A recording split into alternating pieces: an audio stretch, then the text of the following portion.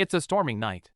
Our boy is rushing home through the downpour, thinking it's just another bad day, unaware that a life-changing encounter is about to unfold. Finally making it inside, our boy barely catches his breath before spotting a strange girl in the hallway. She's soaked to the bone and, surprisingly, clutching a sharp, ancient weapon. He initially assumes she's just a cosplayer, but the moment their eyes meet, he freezes. That cold, lethal intent is far too real, sending a chill through the entire hallway. Seeing her grip her weapon with such intense wariness, our boy is deeply unsettled. She's crouched by his door like a drawn bow, ready to strike at any moment. The standoff is nerve-wracking. As he nervously reaches for the lock, the girl unexpectedly recoils. Seizing the chance, he slips inside and slams the door shut. Safe in his own space, our boy finally breathes a sigh of relief. He strips off his wet clothes, grabs a cold drink from the fridge, and calls for his fat cat, Wintermelon. Chugging down a refreshing soda while watching Wintermelon munch on food helps his heart rate return to normal. He thinks this was just a weird episode and life will go back to normal. However, the rain only intensifies as thunder echoes over the city. Little does he know, the girl waiting outside is about to turn his quiet life completely upside down. With the heavy rain showing no signs of stopping, our boy heads outside to check on the stranger. He thought she had left, but finds her drenched and huddled in the corner, her eyes filled with wary suspicion. Seeing her in such a state, our boy tries to ease the tension by offering shelter and help to contact her family. However, Jiang just stares him down, coldly demanding to know who he really is. Trying to lighten the mood, our guy jokingly calls himself a good Samaritan or Lei Feng. Unfortunately, the 1,000-year cultural gap causes the joke to fall flat, leaving them staring at each other in the rain. Hesitating over the offered umbrella, Jiang identifies herself as a disciple of the Salt Gang. Our boy can't help but wonder if she's just a hardcore cosplayer stuck in some elaborate roleplay. Despite his doubts, seeing her shivering from the cold, our guy invites her inside. Clutching her weapon, Jiang cautiously steps into the apartment, terrified by the strange, modern objects surrounding her. Just as our boy turns to make a call, chaos erupts. Terrified by the voices coming from the TV, Jiang mistakes the glowing box for some evil sorcery and slashes it in half with a single blow. The sudden destruction leaves our guy completely stunned, and even Uncle Zhao on the phone is startled by the crash. Looking at the sparking wreckage, he finally realizes she truly has no concept of modern civilization. Heartbroken over his ruined TV, our boy is speechless as she solemnly asks where the people in the box escaped to. Realizing the sheer scale of her confusion, he decides to skip the police and investigate her origins first. Jiang grips her sword, her red eyes filled with confusion and defensiveness. Seeing how serious she is, a wild thought strikes our boy. Could this sword woman from the Tang dynasty actually be the real deal? Facing the cold gleam of the sword, our boy tries to stay calm, backing away while urging the Tang warrior to put her weapon down. After all, no good person deserves a blade to the throat just for lending an umbrella. Once Jiang finally sheathes her sword, our boy breathes a sigh of relief and starts pitching his good citizen credentials. Though wary, Jiang suppresses her killing intent to survive in this strange new world. However, a millennium-wide gap isn't easily bridged. Our boy is completely baffled by her mention of His Highness. Looking at the mess in the living room, he decides he needs to figure out her background first. When Jiang claims it's the 16th year of Kaiyuan, our boy is stunned. With trembling hands, he pulls out his phone to search, feeling this reality is wilder than any sci-fi movie. To confirm his suspicions, he tentatively mentions Li Bai and the Qinglian priest. Seeing the spark in Jiang's eyes, our boy is fully convinced he's found a living piece of history. Just as they are talking, a knock from the delivery guy sends Jiang reaching for her sword again. Panicked, our boy lunges forward to stop her before the delivery man becomes a casualty of the Tang dynasty. After struggling to explain delivery service, our boy returns with a bag of McDonald's, trying to tempt the ancient warrior with the burger. Jiang stares at the modern food with deep suspicion.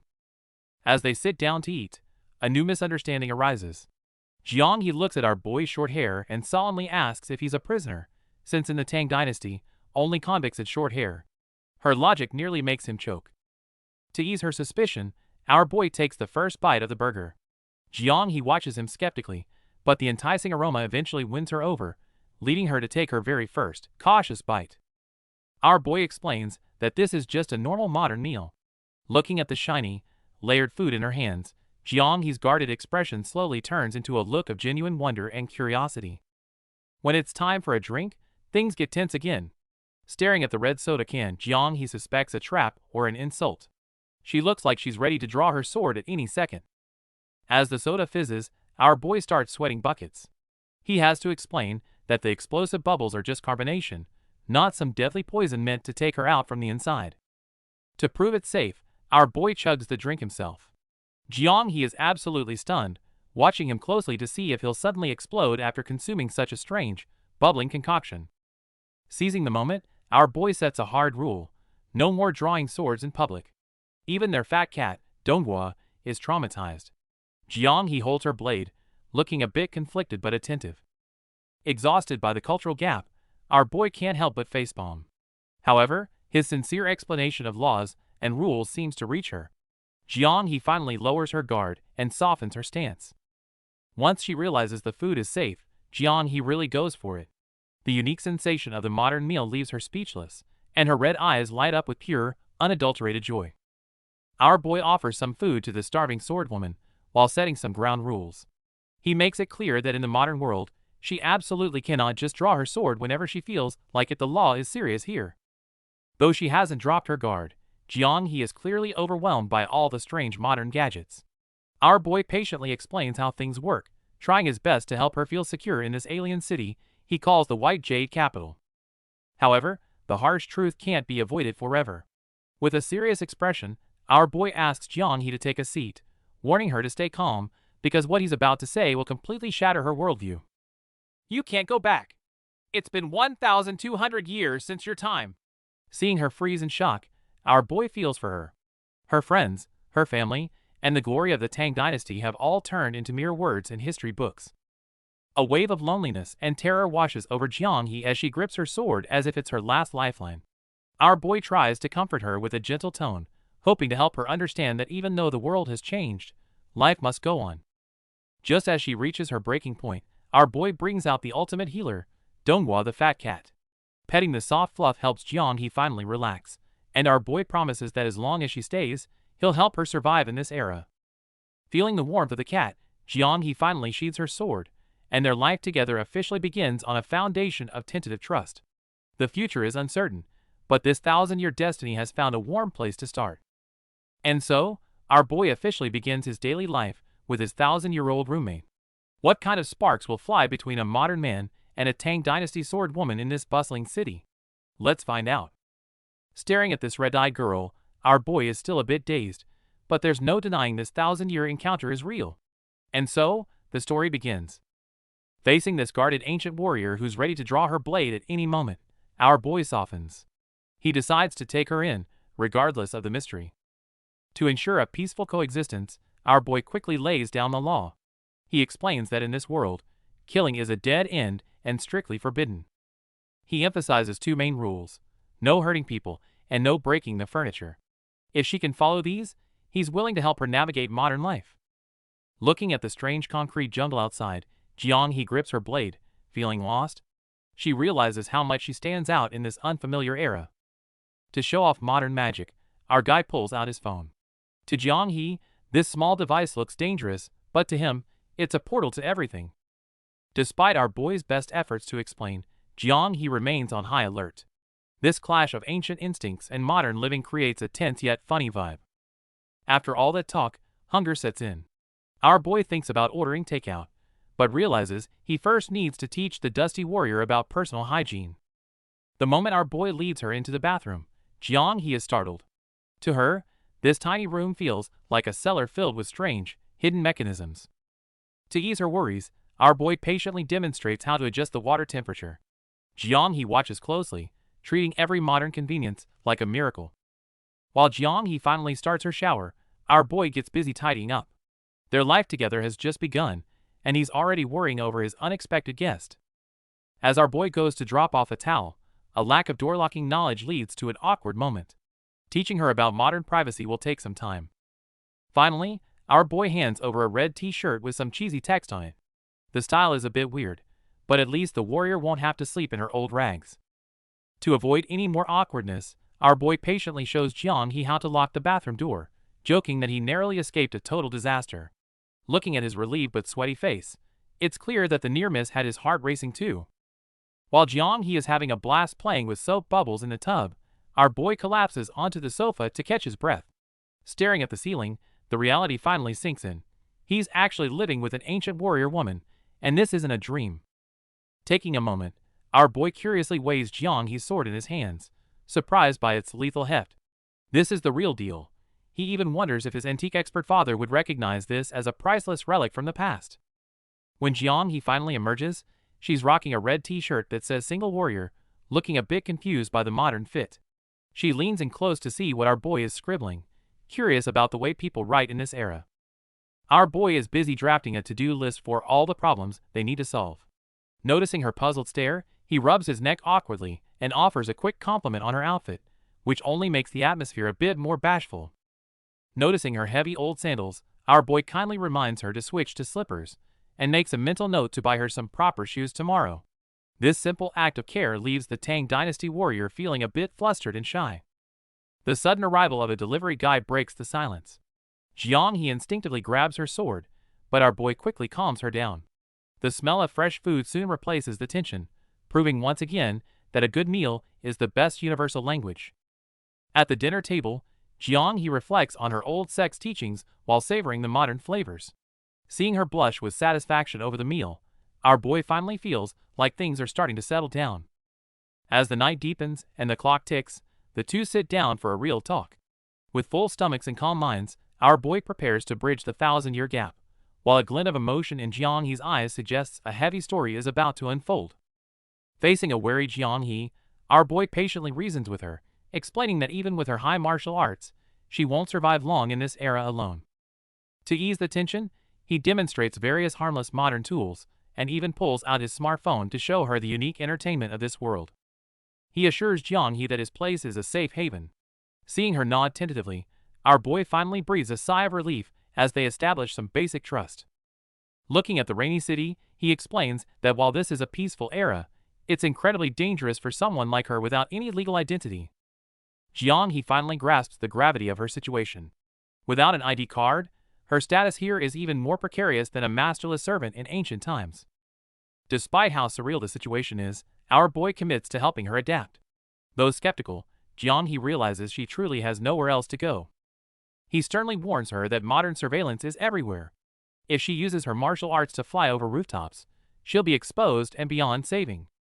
Rule number 1. No drawing swords to threaten people. Facing this chatty yet sincere man, Jiang-hee decides to start opening up to his guidance. To ease the tension, our boy confesses he's been single for over 20 years. Hearing that he isn't married, Jiang-hee looks genuinely surprised, given how unusual that would be in her era. Sensing Jiang-hee's unease about being alone with him, our boy explains it's normal in the modern world.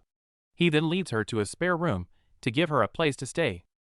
Though the room is cluttered with storage, our boy finds some blankets and tells her to make do for the night. Watching him work, the ancient warrior's gaze softens with complex emotions. Before leaving, our boy admits his mind is a mess too, even hoping this might all be a dream. He finally introduces himself properly. "My name is Su Qing. Good night." Once the door closes, Jiang-hee sits alone in the dim room. Faced with this entirely alien era, she grips her sword tightly, her alertness making her look small on the modern bed. Meanwhile, Su Qing lies in bed, completely unable to sleep. Reflecting on finding a girl who claims to be from the Tang Dynasty and pulls a blade at every turn, it all feels more surreal than a movie. Amidst his wandering thoughts, he finally drifts off to sleep. No matter what life looks like when he wakes up, he just wants to clear his head and get some rest for now. It's 10 a.m. the next morning, and the phone alarm lights up on time. A new day begins, and that 1,000-year-old trouble is likely still waiting somewhere in his house. Our boy wakes up at 10 a.m., suddenly remembering the events of last night. Panicking that it might have all been a dream, he rushes out of bed to check. Stepping out, he finds Jiang-hee sitting upright on the sofa. She is still clutching her blade, her sharp gaze proving that yesterday was very much real. Facing the tension, our boy awkwardly scratches his head. He tries to play it cool with a smile while mentally figuring out how to handle this bizarre situation. After some small talk, he realizes it's almost noon. He kindly asks Jiang-hee if she's hungry, knowing that even a warrior needs to eat in the modern world. To his surprise, He pulls out some pieces of silver, asking if they'll work as currency. Our boy is speechless that money isn't going to work at any local shops. To get her ready for shopping, our boy lends her some spare clothes. The oversized t-shirt and rolled-up pants give the fierce warrior a surprisingly cute look. Freshly showered and ready to go, our boy takes He straight to a clothing store, planning to get her a proper modern wardrobe. After picking out a dress, our boy hits a major roadblock, the lingerie section. He's never felt more out of his element, breaking out in a nervous sweat. The harrowing shopping trip is finally over. Lugging the bags, our boy makes a stop at a bookstore to buy some guides to help her understand the modern era. After checking out, the two head back home. Though the bustling city is foreign to her, under our boy's guidance, her new life has officially begun. Our boy heads home with bags of supplies, but runs straight into his neighbor, Uncle Zhao. He awkwardly laughs off questions about his strange call from yesterday, desperate to keep his secret safe. The moment he opens the door, he's greeted by a hyper-vigilant He brandishing a blade. He quickly tells her to relax, explaining that modern life isn't nearly as dangerous as she thinks. To help the ancient sword woman settle in, our guy brings home daily necessities and a fresh meal. Surrounded by these strange modern items, He finally begins to let her guard down. During their chat, He earnestly asks if he qualifies as a young hero. The unexpected compliment catches our boy off guard, leaving him blushing and feeling a bit proud of himself. However, her table manners are anything but ladylike. While he imagined an elegant scene, the reality is a whirlwind of eating followed by a loud burp, showcasing her true warrior spirit. After dinner, it's time for a makeover. Our boy presents a dress, but the atmosphere turns incredibly awkward when he reveals a set of pink lace underwear, leaving them both mortified. Confused by this bizarre modern garment, He is lost for words. Flushing with embarrassment, our guy tells her she'll have to figure it out herself, or perhaps watch a tutorial online. Late at night, despite He's exhaustion, they sit down to talk. She's curious about our boy's social standing in this world, trying to understand where he fits into the hierarchy. After hearing him explain his freelance lifestyle and owning a home, He processes the information in her own way, eventually concluding that he must be a wealthy, powerful landlord. He flips through the book, gazing at the ancient ladies on the pages with a look of deep nostalgia. In this moment, memories of 1,000 years ago collide with her new reality. Our boy asks how she ended up here, learning she got lost in a forest before arriving. To ease the warrior's mind, he suggests she focus on settling in for now and worry about going back later. Mentioning martial arts gets our boy hyped. When he eagerly asks about her skills, He calmly notes that jumping from a 4-story window is nothing more than a simple task for her. Our boy's head is filled with legendary kung fu dreams, and he even hopes to learn a few moves. Unfortunately, He shuts him down quickly, telling him he's simply too old to start training. He strikes a stance to show the basics, her sharp energy sending our boy stumbling back. He tries to skip straight to swordplay, only to learn that without a foundation, he can't even lift the blade. Taking a chance while she's occupied, our boy tries to lift her ancient sword. Realizing it's impossibly heavy, he gives up instantly, deciding he's better off staying a regular citizen. To help her blend in, our boy gets her some modern clothes. Seeing her new look, he realizes he forgot to buy a hair tie, momentarily dazed by how stunning she actually looks. Later that night, as our boy works with his headphones on, a curious He peeks in. She's fascinated and confused by this metal box displaying images, especially when she sees herself on screen. Patiently, our boy teaches her how to use the computer, reminding her to take the learning process slowly. He clicks the mouse tentatively, beginning her journey into the modern digital world. Our boy is showing He the ropes of modern entertainment. Watching the action heroes on screen, He is filled with curiosity and can't help but ask about the skills of these masters. The flashy special effects on screen leave he completely stunned.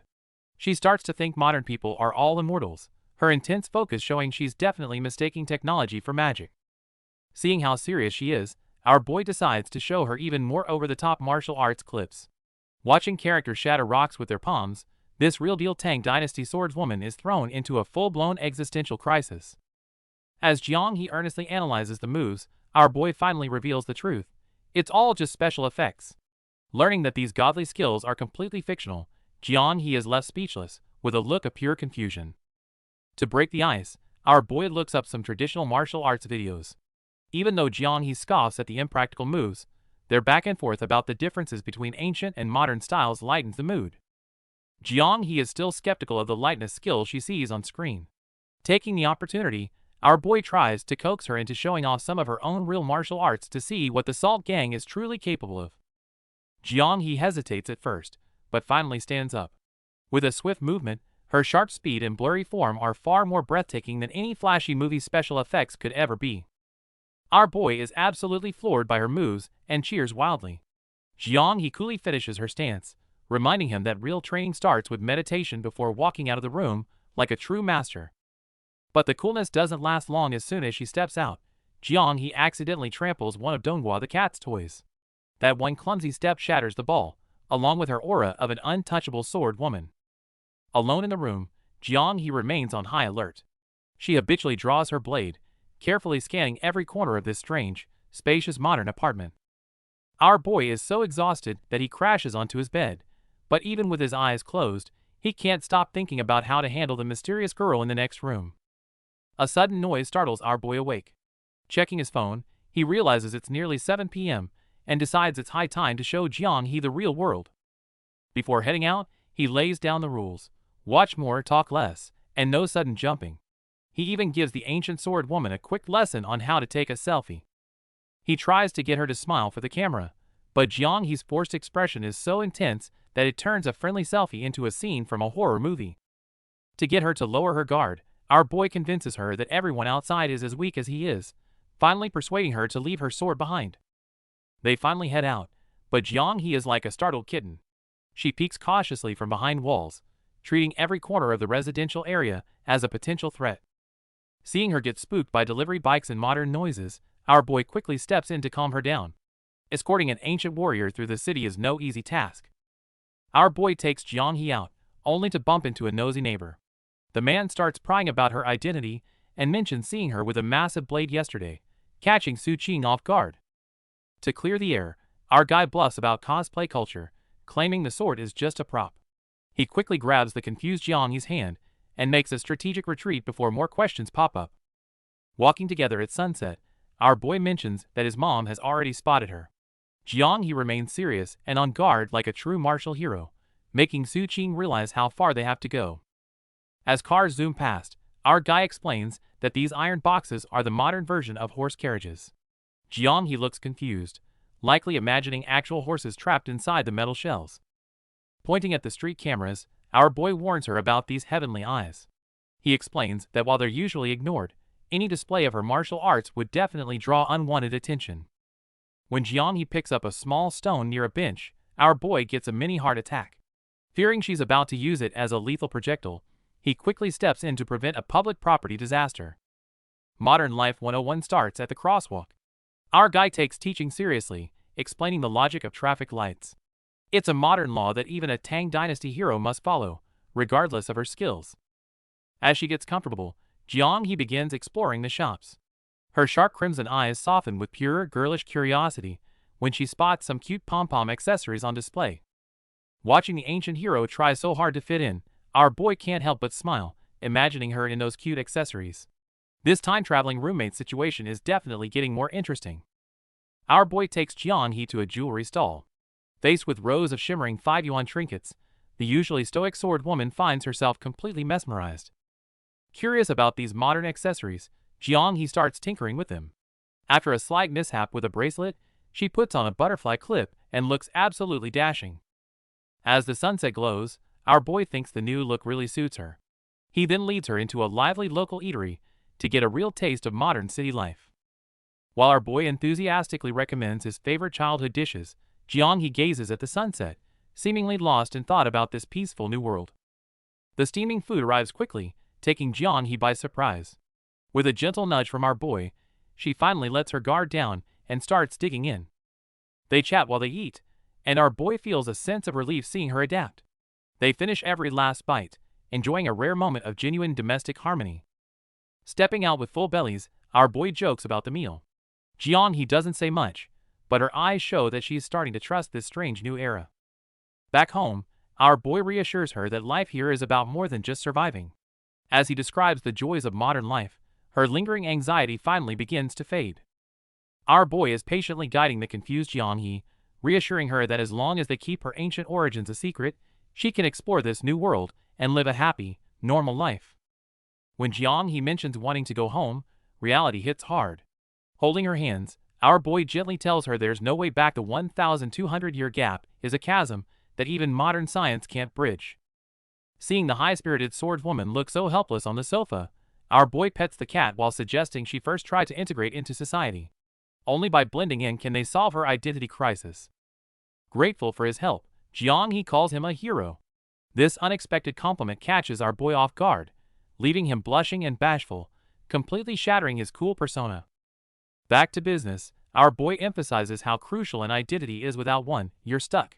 He remembers a potential clue from yesterday and starts searching around the sofa for it.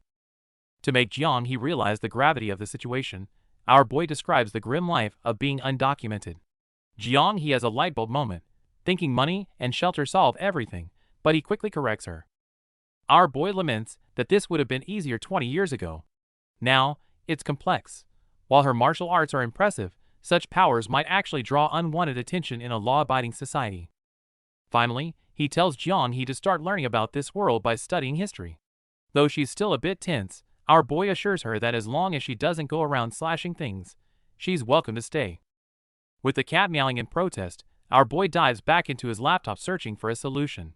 He hasn't found anything useful yet, but he's determined to fix this identity crisis for his ancient guest. It's 10 a.m., and our boy is checking his phone when his old friend, Qin Hao, gives him a call. Qin Hao is now a local police officer, and the key to solving Jianghe's identity problem. Qin Hao hits him up on WeChat, saying it's been a while, and suggesting they grab some skewers tonight. Since this meeting is crucial for Jianghe's legal status, our guy knows he has to go. After his shower, our boy casually walks out with just a towel, only to run straight into Jianghe. He suddenly remembers he's not alone anymore, and this awkward encounter sends the tension through the roof. After our boy's hasty retreat, Jianghe begins adapting to modern habits, like using the shower. Watching this ancient warrior slowly blend into modern civilization shows that life is finally getting on track. To help her communicate, our guy introduces her to a digital writing tablet. It even recognizes traditional characters, which fascinates Jianghe.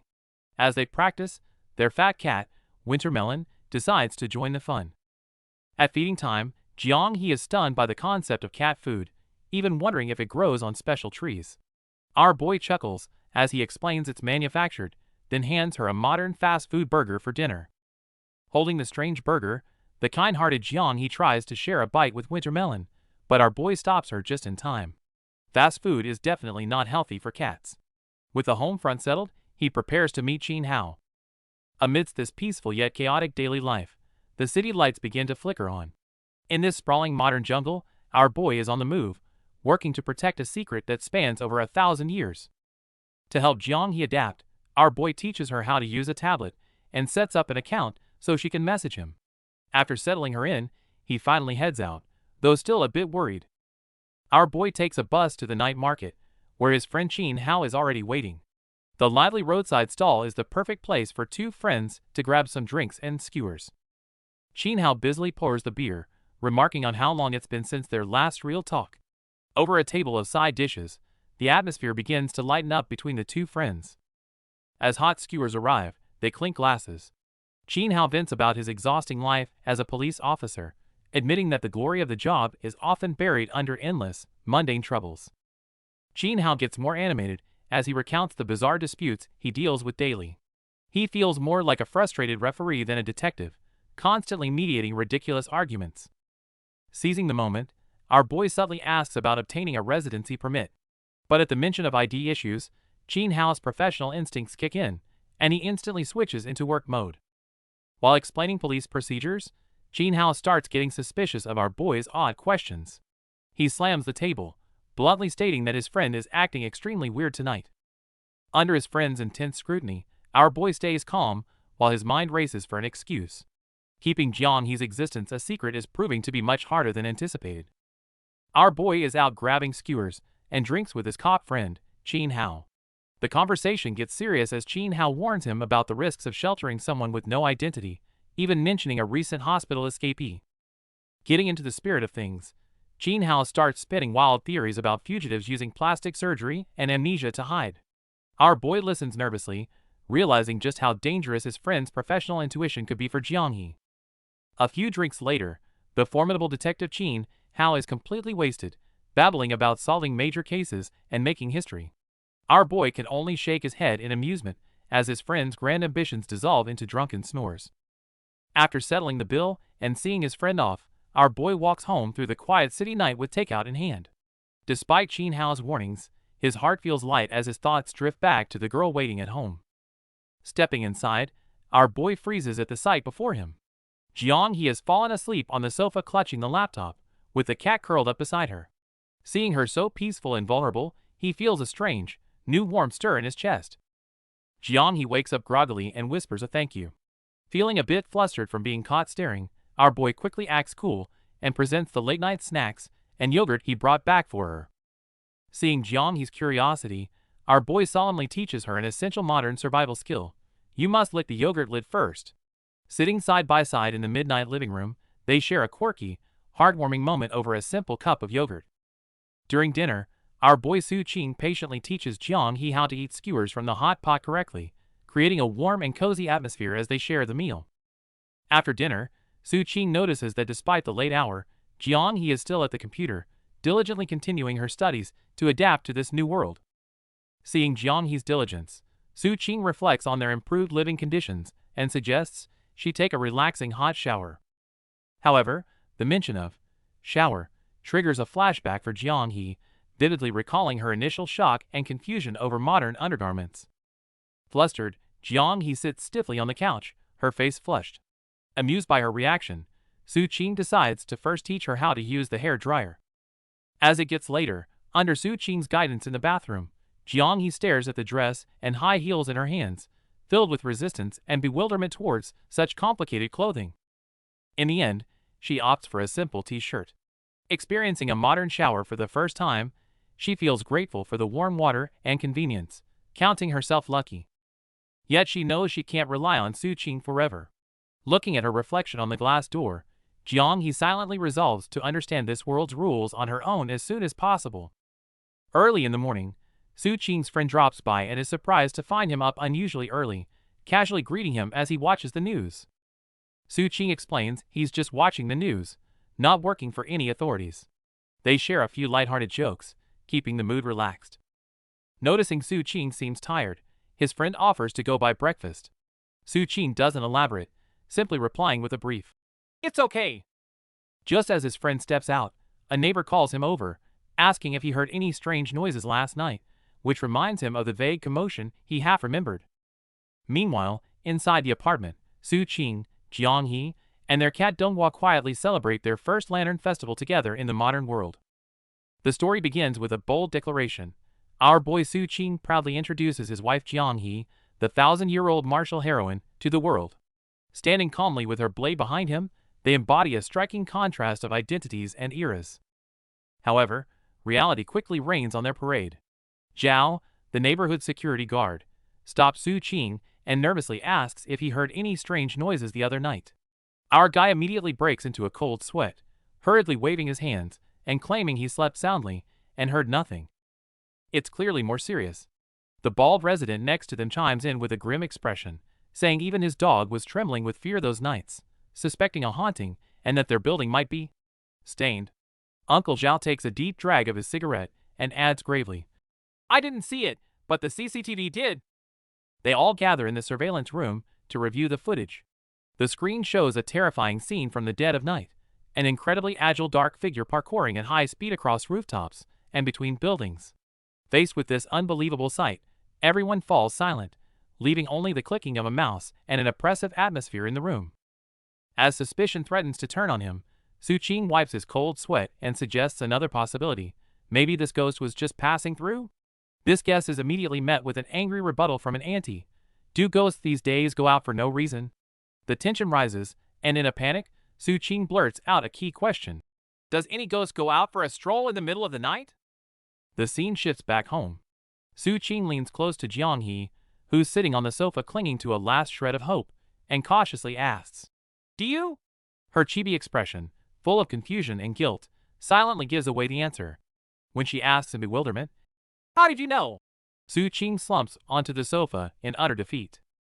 Su Qing tells Jiang he the CCTV captured all her late-night rooftop acrobatics, and now the whole neighborhood thinks there's a ghost haunting the area. Hearing this, Jiang he panics a little, but quickly explains she was wearing black and masked.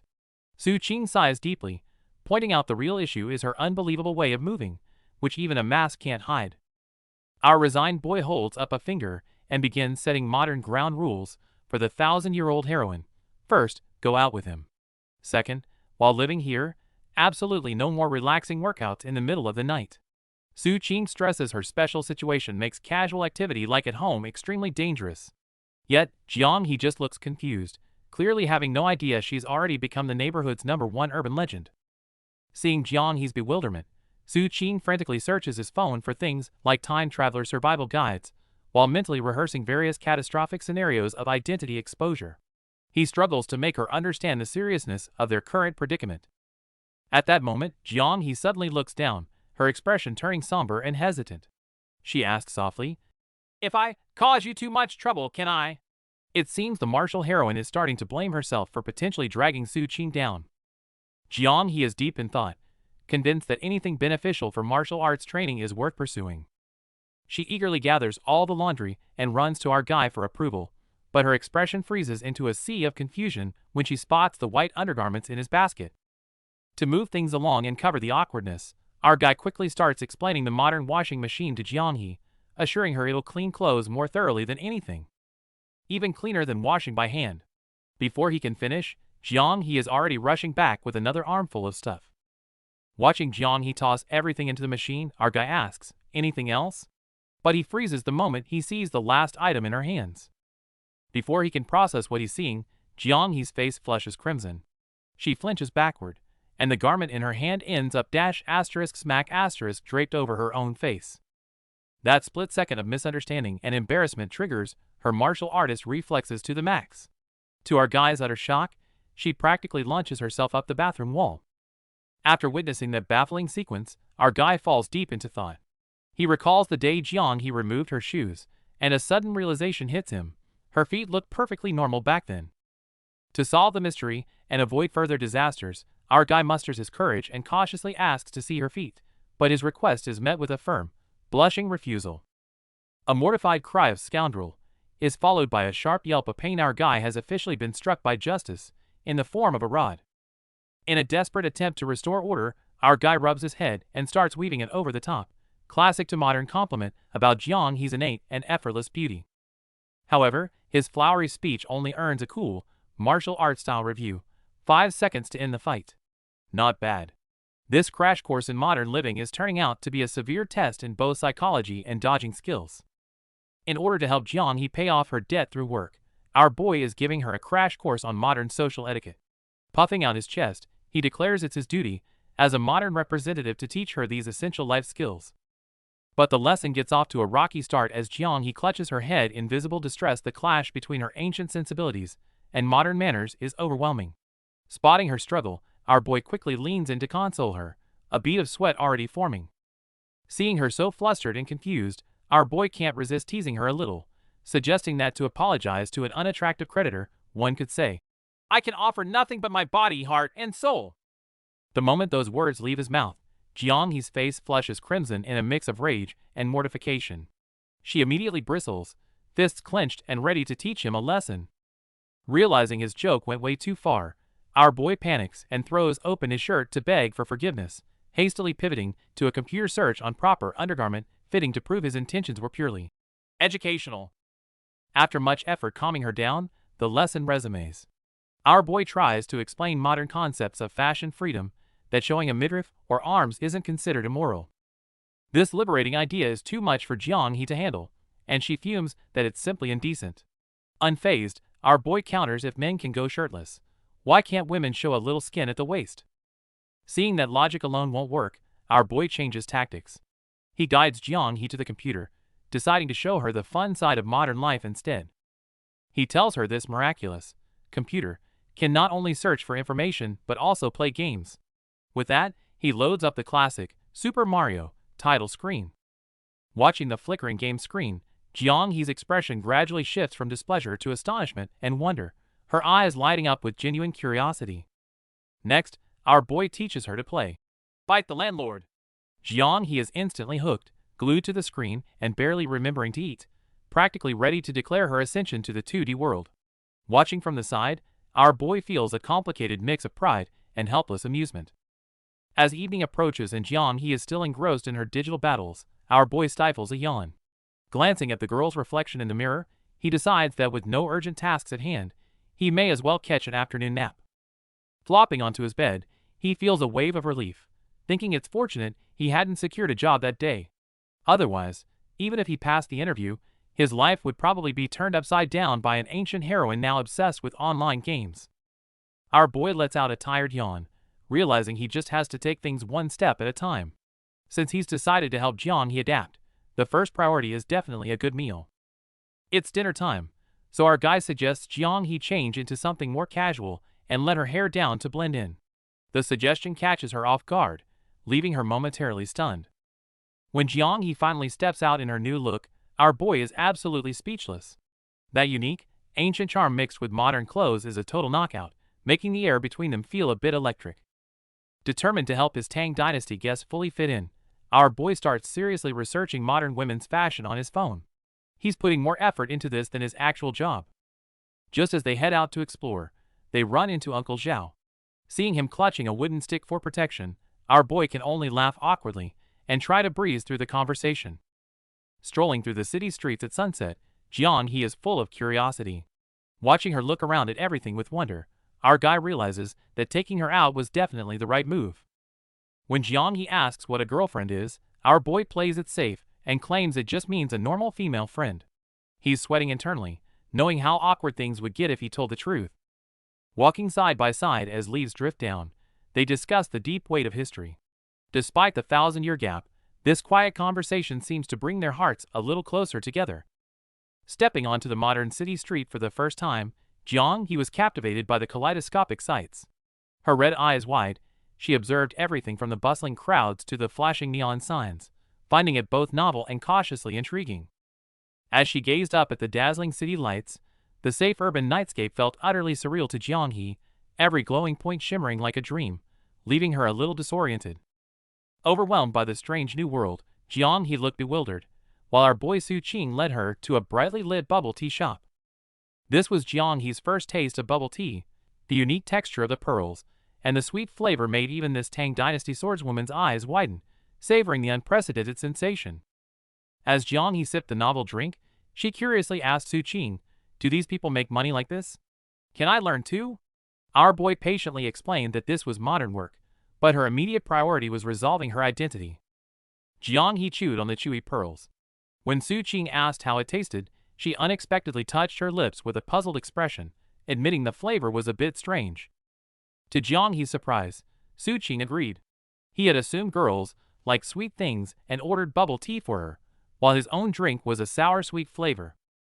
Since Jianghe found the bubble tea odd, Su Qing suggested she try his lemon tea. With a hint of surprise, she took the straw, took a sip, and her eyes instantly lit up as she exclaimed, "Delicious." Seeing Jianghe liked it, our boy suggested they swap, sacrificing himself to drink her strange bubble tea. Jianghe was delighted, happily sipping her lemon tea, completely content. Finally, after a sweet ordeal at the night market, our boy was completely stuffed. Rubbing his belly, he let out a satisfied sigh, clearly having underestimated the size of those 2 drinks. However, the energetic Jianghe showed no signs of tiredness, instead suggesting they walk more to digest their food. Watching her lively figure, our boy could only hold his head in resignation, continuing their digestive journey. As night falls, our boy decides to take Jianghe somewhere fun. Looking at the iron beast known as the 123 bus, the ancient swordswoman has no idea she's about to start a magical journey across 1,000 years. Before boarding, our boy patiently shows her how to pay and tells her to just stay close. As the bus weaves through the city's neon lights, the warmth inside the cabin blends with the bustling night scenery outside. Though Jianghe tries to stay calm and even compares the bus to a carriage, her tense hands and the sweat on her brow betray her shock. Our boy is impressed her adaptability is better than he expected. They hop off at Lanjiang Bridge. Facing the dazzling lights, our boy points to the horizon, officially introducing the Tang Dynasty girl to a modern city knight. The sheer visual impact leaves her completely speechless. Leaning against the railing in the sea breeze, Jiang He finally asks if this is truly 1,000 years later. To her, this 1,200-year gap feels like a grand dream she can't wake up from. Our boy gently suggests she stay, promising to take her flying once she gets her ID. The marvels of modern technology are slowly reshaping Jiang He's entire understanding of the world. Though the future is distant, our boy already has a plan. Start by relearning the world in his small apartment, then find her own way to live. This steady companionship gives the traveler a huge sense of security. Spreading his arms to embrace the city's splendor, our boy is certain Jiang He will find something she loves here. On this magical night, the distance between their souls feels just a little bit closer. Against a backdrop of exploding fireworks, our boy patiently explains the wonders of this modern era. Though she arrived by accident, the dazzling city lights are starting to leave their mark on the Tang Dynasty warrior. Leaning against the railing, our boy encourages her to see the world on behalf of those from her past. Amidst the glowing lights, he offers a sincere welcome to the modern age. Back home, the reality of 2025 hits. Munching on a snack while scrolling through his phone, our boy feels the weight of daily life after all. Hiding someone without an ID is no easy feat. Seeing Jiang He's curiosity about the outside, our boy warns her that wandering without an ID is asking for trouble. His stressed expression says that all managing her situation is a massive headache.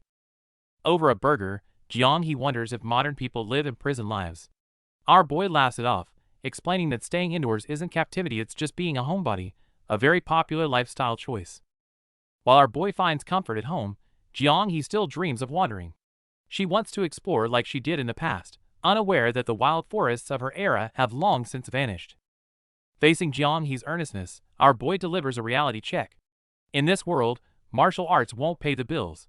Without an ID or money, she'd eventually be reduced to scavenging through trash. Realizing that without his help she might end up on the streets, Jiang He's eyes well up with tears. In an age where even a meal requires identification, the once proud warrior feels truly powerless. Our boy is patiently teaching Jiang He how to use money and take the bus. Though she feels a bit discouraged in this strange era, he gently reassures her that she's already making great progress. To help Jiang He settle in, our boy decides to find her a way to earn a living. Touched by his concern for her future, the pure-hearted Jiang He gratefully calls him her young hero. Seeing Jiang He's martial skills, our boy has a bright idea. Why not use them in online games?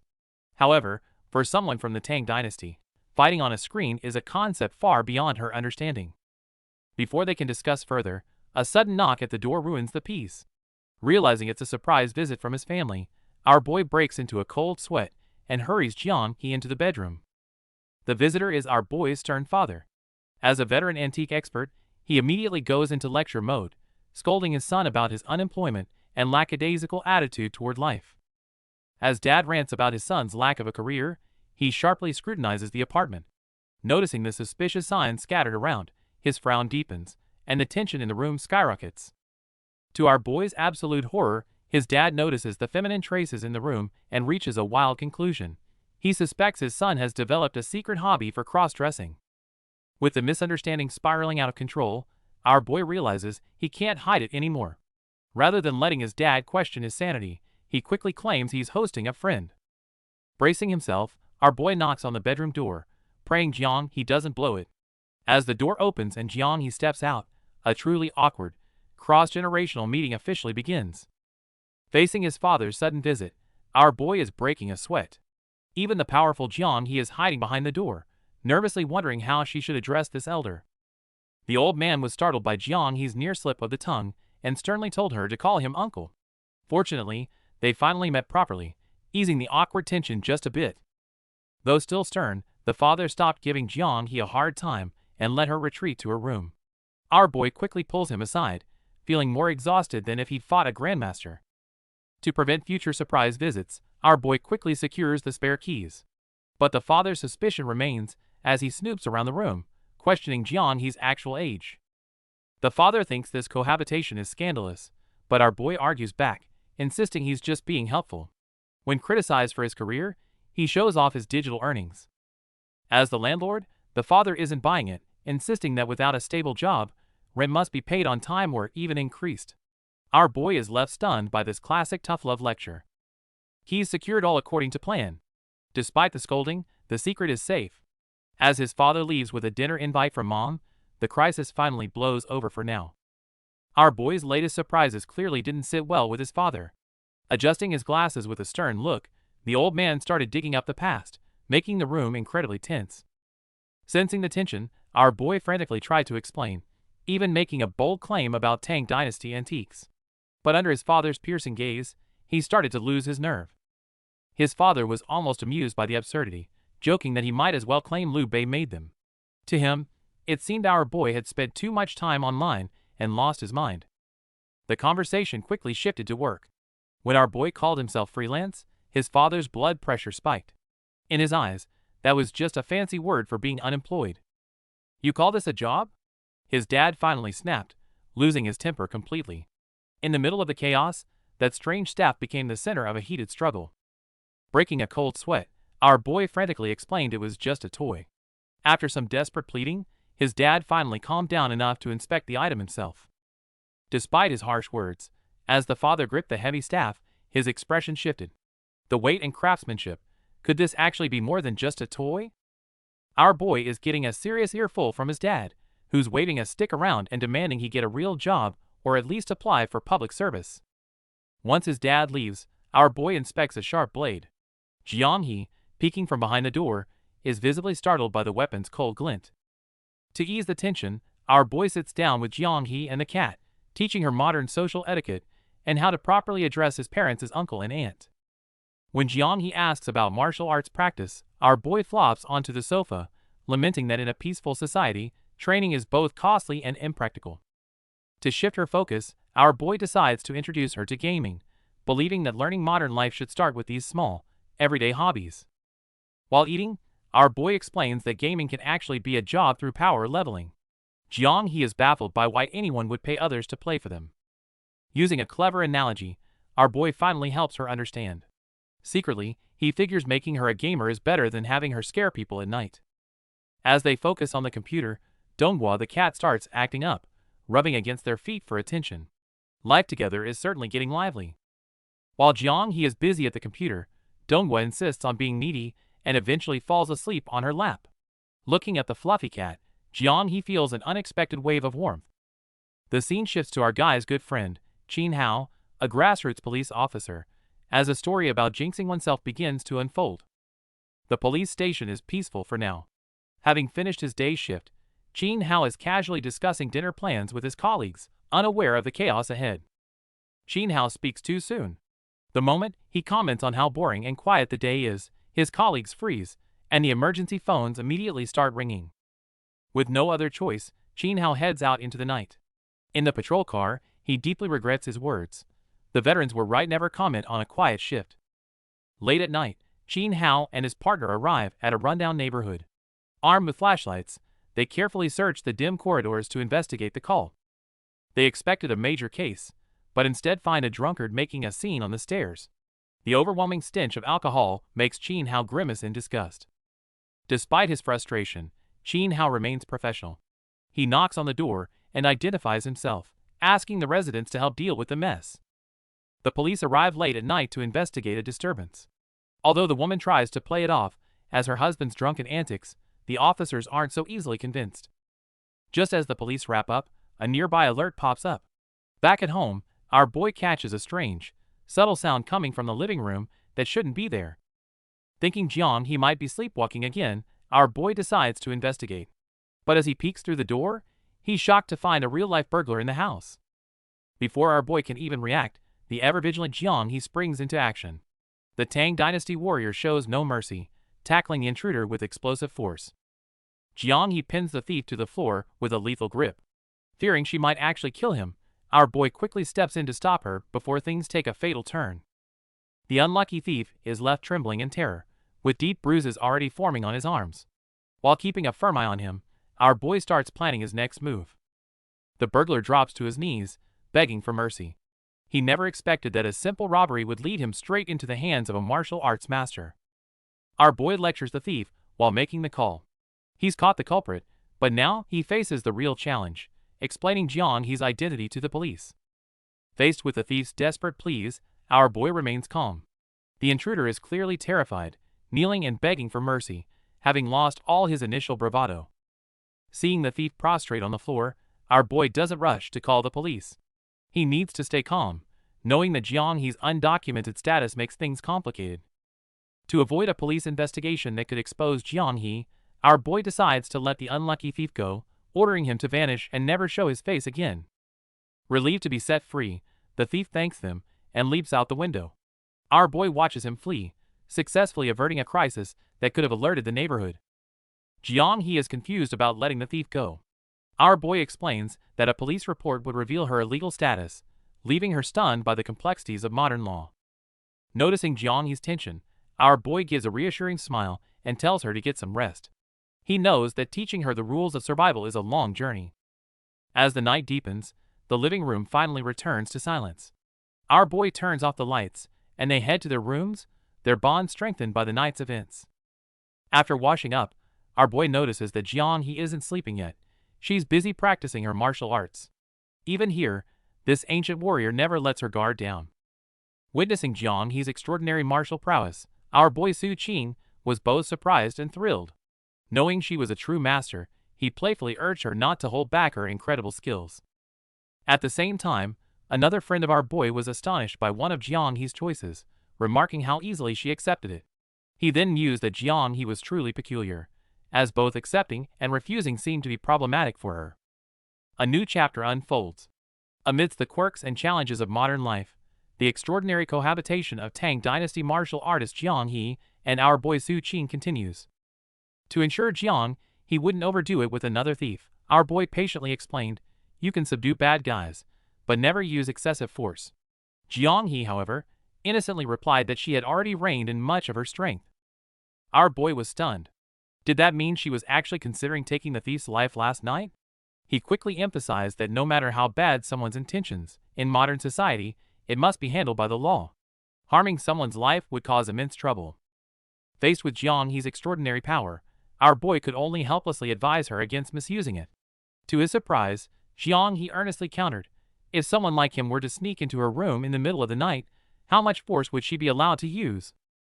Our boy immediately broke into a cold sweat, utterly bewildered by Jianghe's question.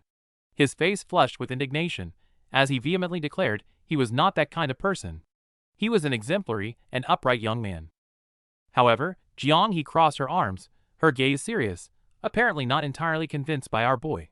She simply replied calmly, "I'll believe you for now."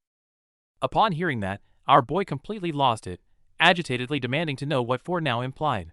But then, his thoughts shifted, and he suddenly wondered, how did Jianghe even get the strange idea that he would sneak into her room? He quickly, and guiltily, explained he'd merely retrieved her old shoes from the trash and absolutely had no other intentions. His explanation only made Jianghe's gaze more knowing, causing cold sweat to break out on our boy's forehead.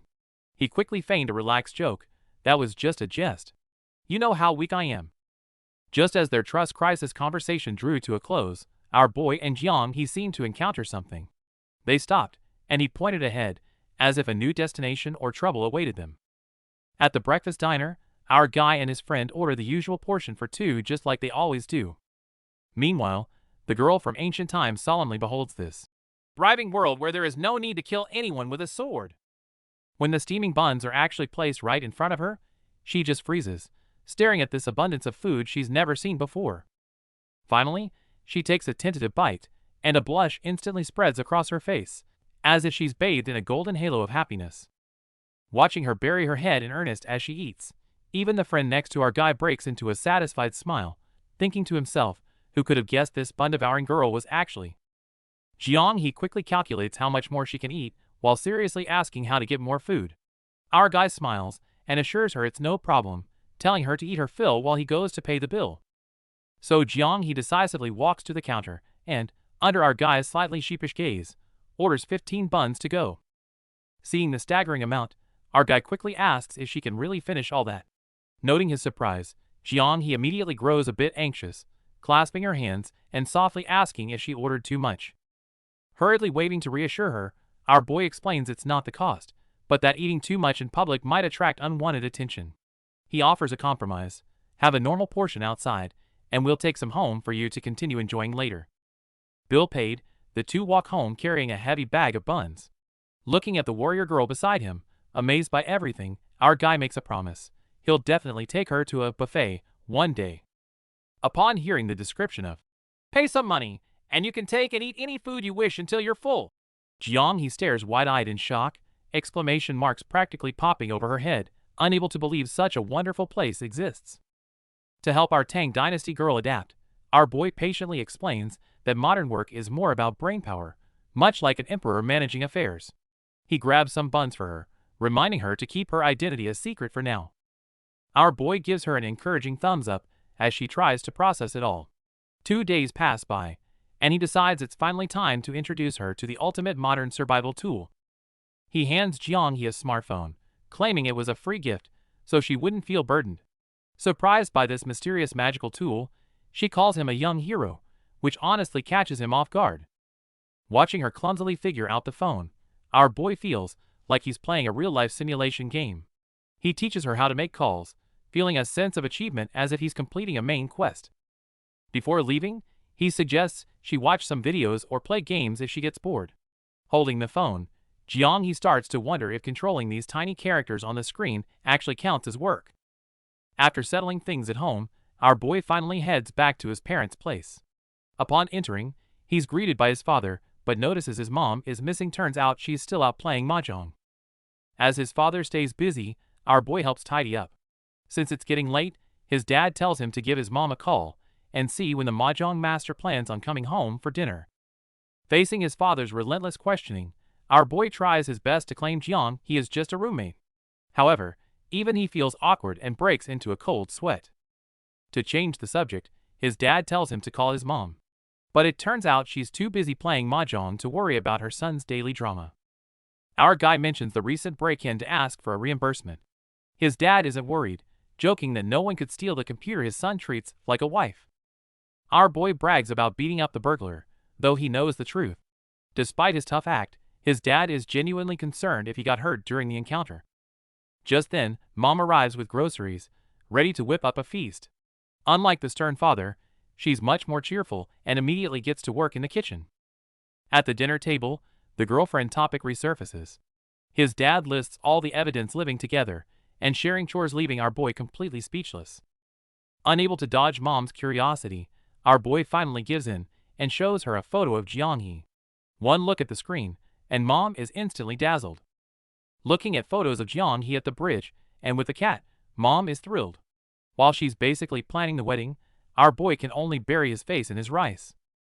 Our boy gets caught red-handed with photos of Jiang and tries to pass them off as antique observation logs.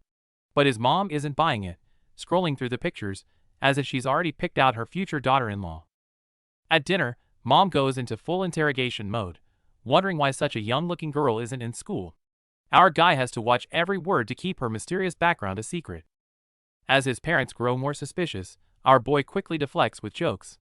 Meanwhile, Jiang is still replaying her recent heroic moments in her head, feeling the sharp contrast between being a warrior and her new modern life. Back in the room, seeing a blushing and shy Jiang, our boy starts daydreaming. He even musters up the courage to ask a burning question: does practicing martial arts actually have beauty benefits? Jiang is baffled, arguing that a life outdoors shouldn't leave her skin this delicate, despite how flawless she looks. Breaking the tension, our guy pulls out a hairdryer to teach the swordswoman a new modern trick. As they stand close for the hairdryer demo, you can almost hear their hearts racing. Jiang is nervous but stays still, prompting our boy to reflect on how modern peace has made ancient skills feel like relics of the past.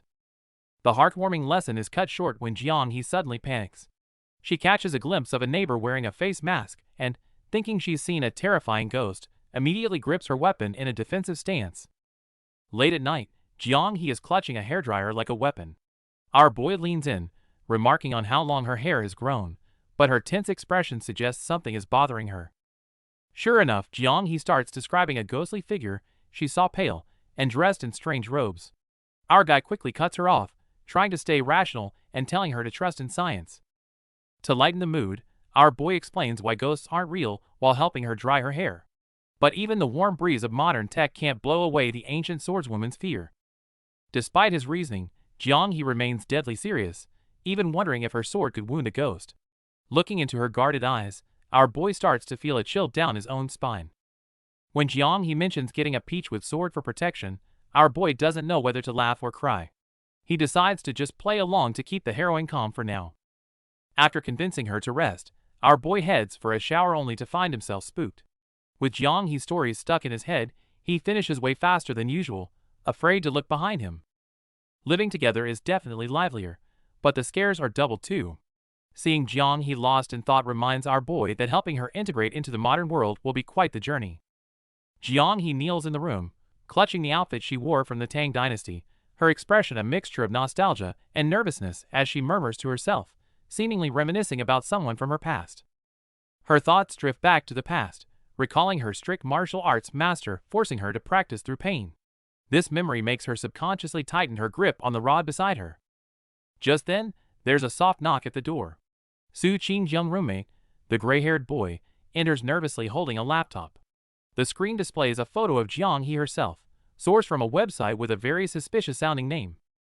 Our boy quickly steps in to try and explain, urging the nervous boy to be quiet, and even improvising a story about having already sealed the evil spirit away, which finally calms his roommate down for the moment. The next morning, Jiang He's first reaction upon waking is a touch of disappointment. She deliberately left the door open, waiting for the fabricated ghost to watch her practice her swordsmanship, but it never showed up. Su Qing gets up, and they meet in the living room. Our boy greets her casually, while silently calculating that her temporary undocumented status shouldn't be a huge problem after all. She's good-looking, which might help her get through any random checks. Looking at Su Qing, Jiang He suddenly has a strange question. She asks with utmost seriousness, "Your superior must be a burly man with a thick beard and strong muscles, right? So why don't you have a beard yourself?" This millennia-spanning misunderstanding leads Jiang He down a rabbit hole of wild thoughts, even wondering if Su Qing might share similarities with ancient eunuchs.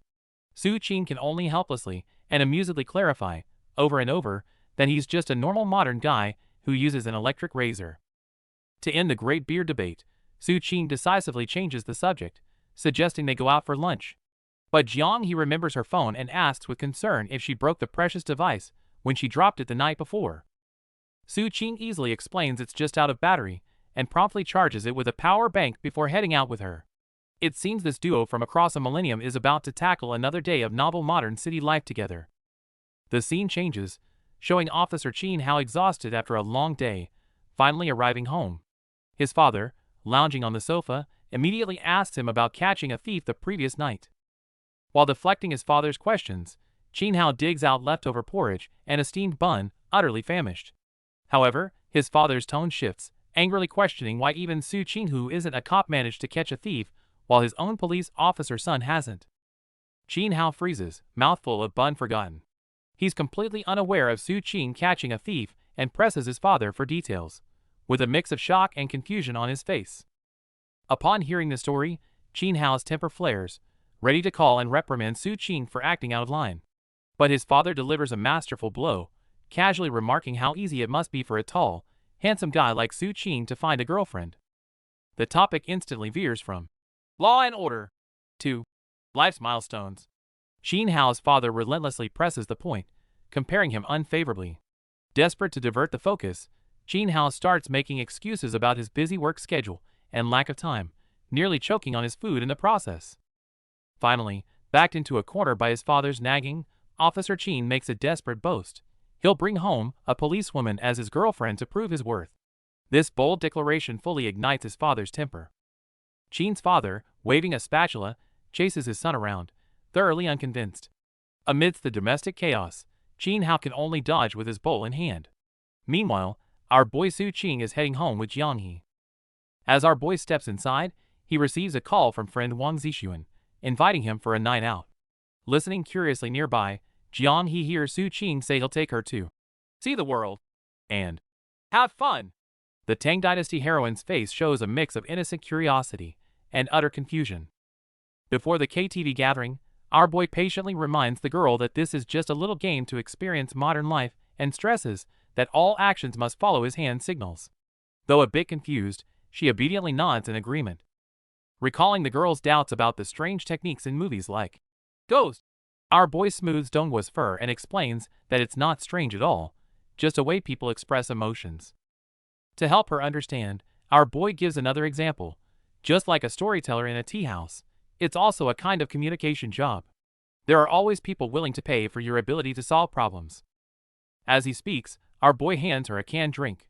Curious, she tries to imitate how she saw it done before, preparing to pull the tab. At the gathering, the atmosphere gradually heats up. Singing passionately, someone accidentally sprays their drink everywhere, making everyone laugh heartily. Inside the private room, lights flicker and singing rises and falls. Everyone takes turns singing, sitting or standing, immersing themselves in the atmosphere of music and friendship. However, having never been in such a noisy environment, the girl is clearly overwhelmed. She shrinks into the corner of the sofa, looking stiff and uneasy, even with traces of anxious tears on her face. Our boy notices her distress and leans closer to ask what's wrong, adding that it's too noisy here to hear without speaking up. He tries to help her relax, handing her some snacks and softly reassuring her not to mind others if she's hungry. She can eat something first. After tasting it, a bit of life finally returns to her tense little face. She quietly tells our boy that it's really tasty. Seeing her mood improve, our boy smiles and encourages her to loosen up a bit. In a place like KTV, no one pays excessive attention to others. Just then, friends come over to offer enthusiastic toasts. Our boy joins in the high-spirited atmosphere with gusto, tipping his head back for a draft. After drinking, he turns with a relaxed smile to the still somewhat timid girl beside him, seemingly ready to continue guiding her into this lively night. But for now, the girl's gaze is fixed on the bottle in his hand. Our boy, seeing this ancient woman, earnestly warned her to protect herself outside and not to drink casually. However, Jiang He confidently stated she had drunk before and wouldn't get drunk, but our boy knew the alcohol here was different from what she was used to. Faced with Jiang He's sparkling eyes full of curiosity, our boy couldn't resist. He reluctantly compromised, carefully pouring just a tiny bit, repeatedly warning her, "Only a small taste." Jiang He carefully took a sip, and our boy nervously watched her reaction, wondering if this strong alcohol would suit her taste. To his surprise, Jiang He calmly stated, "It's not good," which completely stunned our boy. He asked in disbelief, "What did you say?" Just then, Jiang He seemed to feel the alcohol, leaning slightly closer to our boy. Meanwhile, the friends in the private room were still happily drinking and singing, oblivious to the small situation unfolding beside them. Our boy tried to stay sober, looking helplessly at the seemingly tipsy Jiang He, while trying to figure out how to diffuse the awkwardness in front of everyone. Meanwhile, friends noticed Jiang He and started asking our boy, "Is she your girlfriend? Why haven't you introduced her?" Jiang He stood by, teary-eyed and flushed, looking at the cup in her hands. Our boy quickly waved his hands, denying it and nervously introducing Jiang He as just a normal friend from the village, trying to get away with it. But his friend Wang Zixuan clearly wasn't going to let him off the hook. Wang Zixuan, with a mischievous grin, began roasting our boy, first boasting about his height and looks, and finally declaring, "I have money." It seemed he was trying to make a good impression on Jiang He. Amidst the chatter, some eagerly urged to start picking songs, while others suggested waiting for latecomers and wetting their throats. Jiang He, meanwhile, continued to quietly hold her cup. The KTV room was bustling with noise and excitement, and our boy could only reluctantly join in. Jiang He, meanwhile, quietly observed, realizing that such modern gathering places could indeed bring people closer. Everyone came with different intentions, truly a peculiar place. Surrounded by a spread of KTV snacks, our boy looks genuinely surprised by the treats. Meanwhile, Jiang He stares curiously at her drink and politely asks for help peeling the fruit, creating a hilarious clash between ancient manners and modern life. Noticing Jiang He's growing interest in the karaoke machine, our boy playfully shoots down the idea. To save her from the overwhelming noise, he jokingly tells her to sit back and watch the experts perform instead of taking the mic herself.